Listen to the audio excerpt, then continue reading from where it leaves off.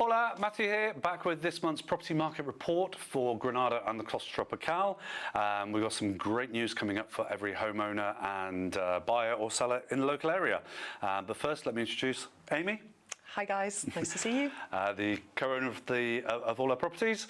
So Amy, what's been happening in Granada and the Costa Tropical in the property market over the last month? Well, as always, we've had lots of interesting things happening. And I think one that it's been circulating for a while now is the 100% buyer's tax. And it seems to have kind of reared its ugly head once again. Yet again.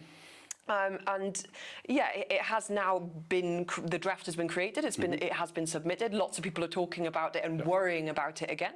But I mean, it has been declared as, by many people, as fairly unconstitutional. So it seems very, very unlikely that that's actually going to be passed through. But you know, it's something to be aware of, that is happening. The reality of that is that even if it was passed through, the amount of people that would actually affect is so minimal. I mean, it's less than 3% of people. 2.7% of all property transactions last year would have been caught by this. But if you read the press and the media in actually most of Northern Europe and the US is going crazy about it. They really think calls that all the time. People are convinced that this is a huge problem, that it's already happened, and that it's something that's going to affect them now. The reality is it hasn't happened. It seems very, very, very unlikely that it will. And even if it did, it's such a minority that would be affected by it anyway, that it's just not really something to worry about. Political blustering, isn't it? But I personally, I think it's just ignore it. It's not going to happen. No. If I'm wrong, I'll eat my hat. I'll pay to see that. Okay, we'll put that on video for everyone at home. It's interesting because one of the things that is a continual issue at the moment is the lack of supply of new properties coming to the market. It's been a very interesting year so far. Usually we would be seeing kind of 120 properties coming to the market at a time. That's gone down to 70. Around that, those are just numbers, rounded numbers. So you are looking at nearly half of the amount of properties that would usually be coming to the market that are now coming to the market. And of course that does have knock-on effects. Absolutely. It has created some interesting bubbles in the market. But it does, you know, it does cause a pause. It does break things slightly.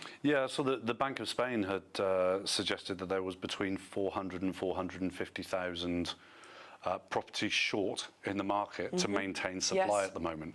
I think following last month where we saw across Andalusia a 2% drop in house prices, that's swinging about at the moment because the right properties in the right locations at the right price are flying off the shelves. Absolutely, because the buyers are still there. There are still loads of buyers in the market. Last month, I think we registered 1,700 buyers.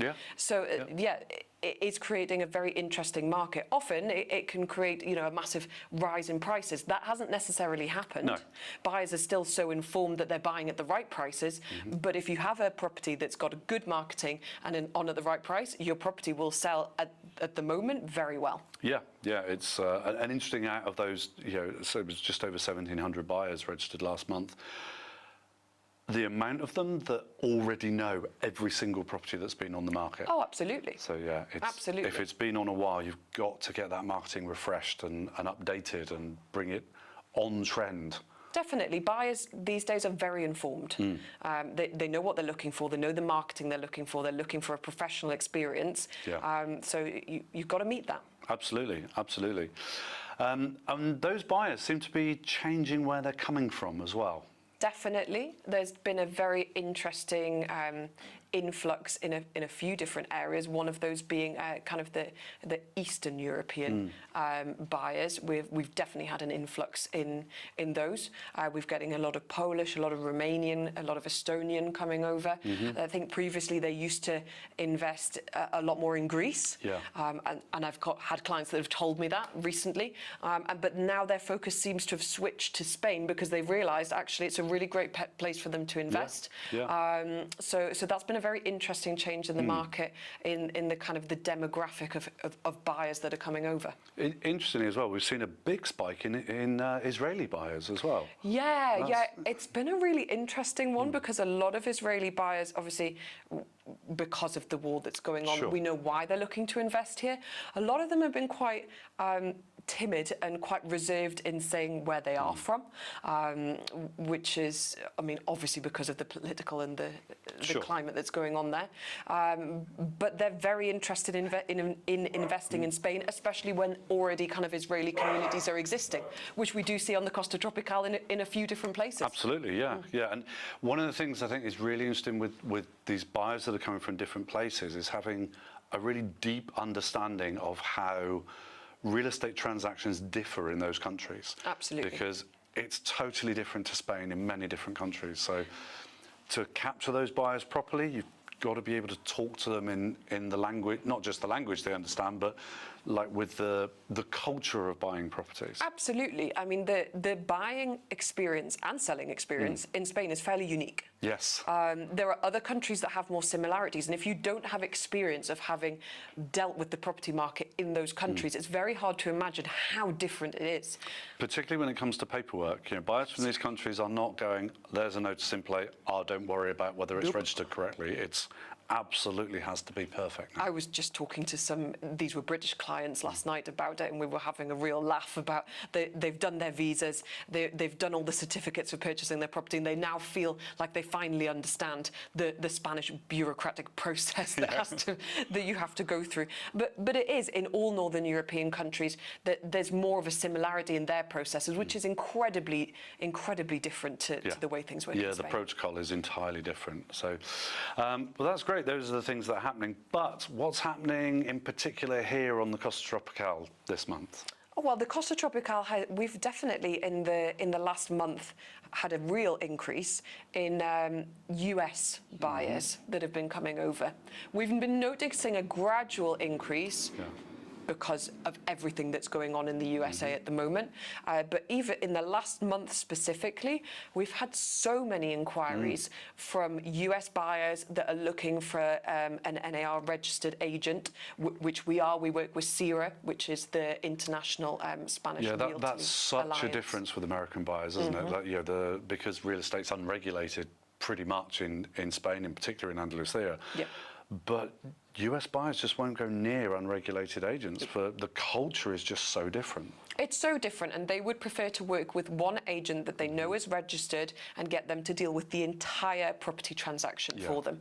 And they're not going to be shopping around and looking with several different agents and doing viewings with, every agent that's in that area. They'd rather work with one agent that they know, that they trust, and they know they're going to have a good experience and they've got good communication. Sure. So they are a particular client. We've just talked about that in the last section that we've spoken about how Northern European clients, Eastern European clients, American clients are entirely different ball game. Yeah, absolutely. And we're seeing with our sister company Solving Spain that the amount of relocations that we're doing, where they're using that for the visa, the NIE, the bank accounts, that literally everything, that's very normal for US buyers to instruct one company to deal with everything all in one go. Absolutely. They don't want to be shopping around. No. It's a waste of time. It's not efficient for them. They want somebody they can trust to do everything, even down to finding a school for their children. They want somebody to do absolutely everything for them. So if you're not experienced in that market, it can take a bit to kind of get your head around how that is different and how it works. Great. Well, Amy, thank you for sharing what's going on here on the Costa Tropical this month. No problem at all. Thank you for having me. For everyone at home, please like, share, subscribe. It really helps. If you have any questions about the current property market, pop a comment below or get in touch privately. I know many of you get in touch privately, but please stick a comment. It really helps. So thanks for watching, and we'll see you next time. Bye for now. Bye-bye.